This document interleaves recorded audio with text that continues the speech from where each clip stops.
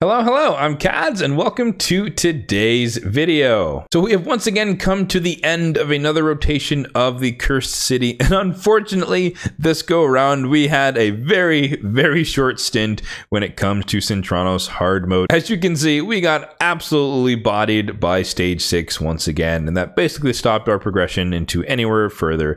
And honestly, even if we'd made it past S6, I don't think I could have made it through S8 either. So this was the double whammy rotation. And so eventually I would like to have some sort of solution for these particular two stages, and we'll take a look at these in a second here.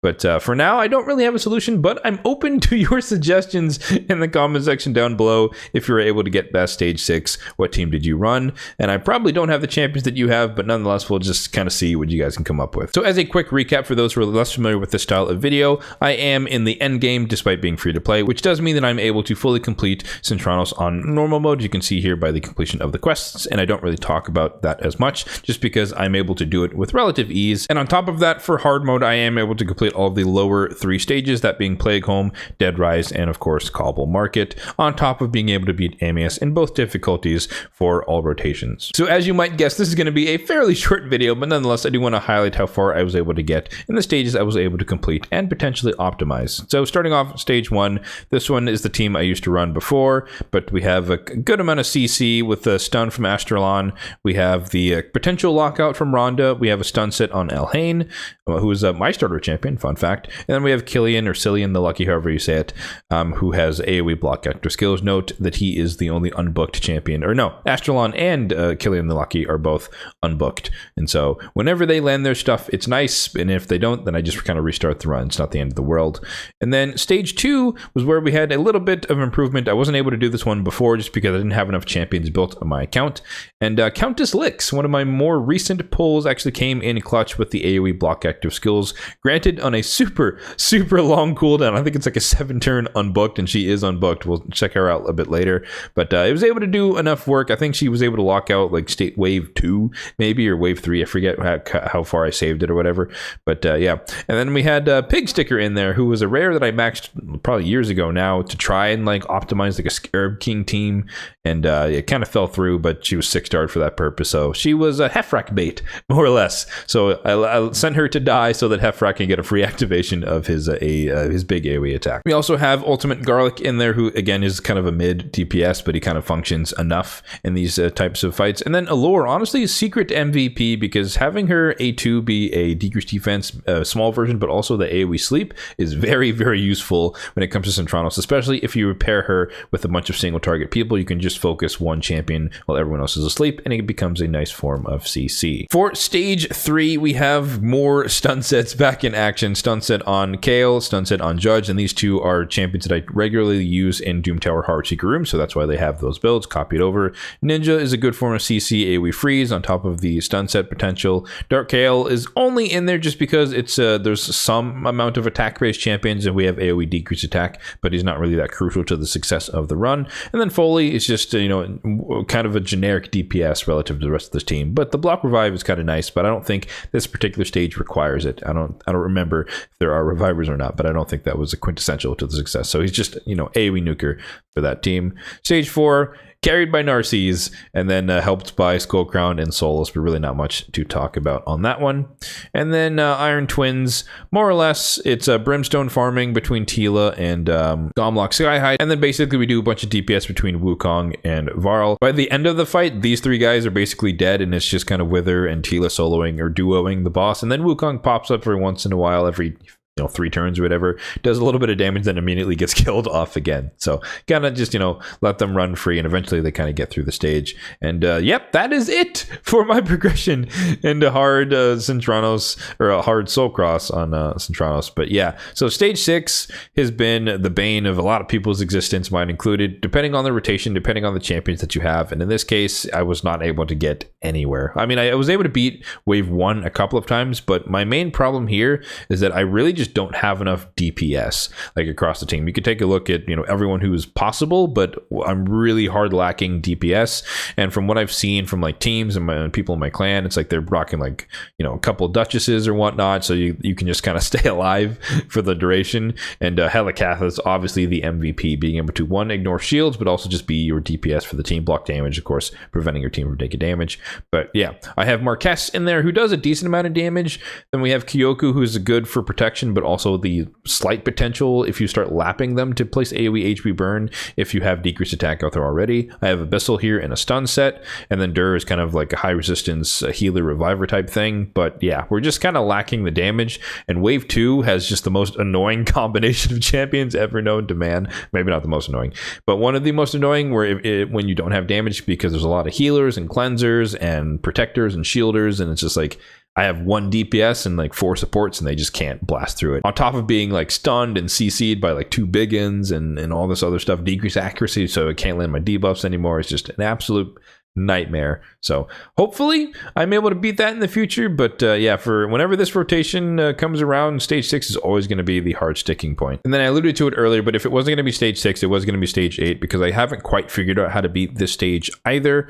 I think really what needs to happen here is I need to finish the stun set, or maybe swap gear. I don't like to do that, but it is something that might be necessary if I really want to push in that particular rotation whenever this comes back around.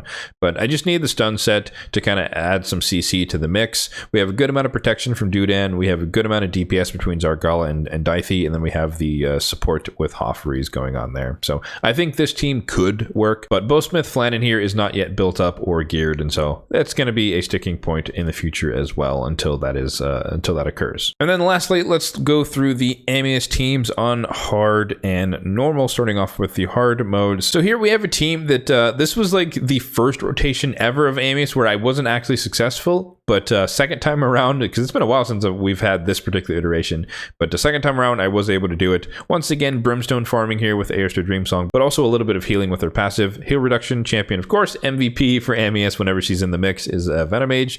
And then we have a trifecta of supports. So we have a lot of healing from Owella and her passive. We have protection from the debuffs with Mithrala and Pythion, and then of course Pythion reviving as needed. So pretty straightforward team, kind of just letting Brimstone do its work and then putting heal reduction at the right time to make this team work. And then all of the legendaries here are booked. Last time, or the first time this rotation came up, rotation 1 for Amius, so when it first came out, and I was figuring out how to fight the boss, Owella at the time was not booked, and that was the main sticking point because she couldn't cycle back through her abilities quick enough to be the buff bait when Amius changes forms into form 2 to make him do the right abilities in the right rotation. And then on normal mode, we essentially have the exact same team, more or less. Python's doing the same role. Narcy's in there just because DPS. Brimstone from the Theodore, although the poisons are helpful as well. Venomage, same role, heal reduction, and then instead of Owella, we essentially have the same passive here, just a little bit weaker, but you get the continuous heals whenever you lose some HP, and then the ally protection helps protect Venomage in this case, who's typically the target in form 2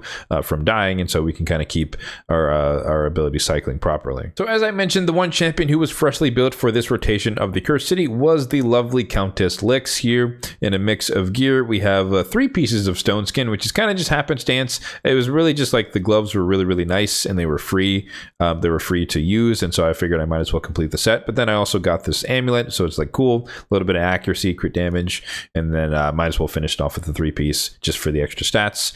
So you know, a little bit of defense, but that's not really that important. But the accuracy from perception set, and then speed from the speed set, because I did want her to go as quickly as possible. And you can see here that she's not even fully ascended yet, even though I do have a banner for her that would bring her accuracy to, I guess, what, around 300 or so. It's a 5-star banner, but somehow it turned out to not be necessary, and she was able to land block active skills with only 226 accuracy, which I kind of find surprising, but it worked nonetheless. So if I really needed to, I was going to just ascend her outside of a CVC just to get it done, just to beat the stage. I think it was stage 2 or whatever, but didn't have to, so not going to worry about it. But I will ascend her eventually just to finish her build overall. But her total stats are as follows: 40,000 on the HP, 4,500 on the attack, 2,400 on the defense, 210 on the speed, full crit rate, 171 on the crit damage, so nothing crazy there, and then 226. Again, this is meant to be eventually 300 on the accuracy. And then for the blessing, I happen to have a 3-star soul for her, which is kind of nice. And then cruelty is what I went with because she has a couple of AoEs, and especially the A2, I believe, is a triple hitter AoE, which is pretty fantastic. So that's like a lot of cruelty stacks right out of the gate. But as you can also see here, completely unbooked here with the horrendous 7-turn cooldown on AoE block active skills. So literally I used that I think once or twice in the entire fight. Just because it took so long to cycle back in between it. And then, AoE decrease speed is kind of nice too. And then a little bit of weaken on the A1. So pretty strong kit, useful. Again, any attack-based champion with CC in their kit is going to be S tier for any rooms like that one in the Cursed City. And then masteries, as you would suspect, completely undone. This is a Cursed City champion. I don't really need masteries on her, but I did make sure to get the crit rate just to complete her build to make sure that she does actually crit. I'd also like to make an honorable mention to Alika, who I am building out for the Cursed City as well, but we didn't get far enough to actually use her in any stages. So I'll probably highlight her more in a subsequent rotation where she's actually going to be used in a particular stage. All right, so that's going to do it for my progression into rotation 10 of the Cursed City, or should I say lack thereof, for progression into Soulcross Hard this time around. Let me know in the comment section down below if you guys were able to get past stage 6 and or stage 8. And also let me know how your Merciless and Supersonic gear is looking. One of my main motivations for trying to get as far as I can in the Cursed City every single rotation is because I would love to get a 6-piece Merciless set onto my Rotos, because I've seen that it's the most powerful set on them in the current meta, and I would love to join that exclusive club. But I have yet to pull gloves or a chest that would be fitting of the quality of my Rotos, who's like 6-star awakened and whatnot. So the hunt continues, and unfortunately rotations like this one are just a bit sad just because I don't get as far as I could possibly get into Soulcross Hard. Granted, I've never beat it in its entirety, and I don't really plan for that to ever happen, at least not in the near term. But of course, getting further than the beginning section is obviously going to be better in the long term for farming the gear. So if you're curious once again about where I am relative to Carnage, it looks like it's probably going to be another 2 or 3 rotations before I get him, but I'm not too hyped about him in particular. But nonetheless, it'd be nice to have another mythical on the account. As always, if you did find this video helpful, then be sure to hit that like button down below. It really does help out the channel. And if you enjoyed the video, then feel free to subscribe for more content just like this one in the future. Thanks for watching and have a good one.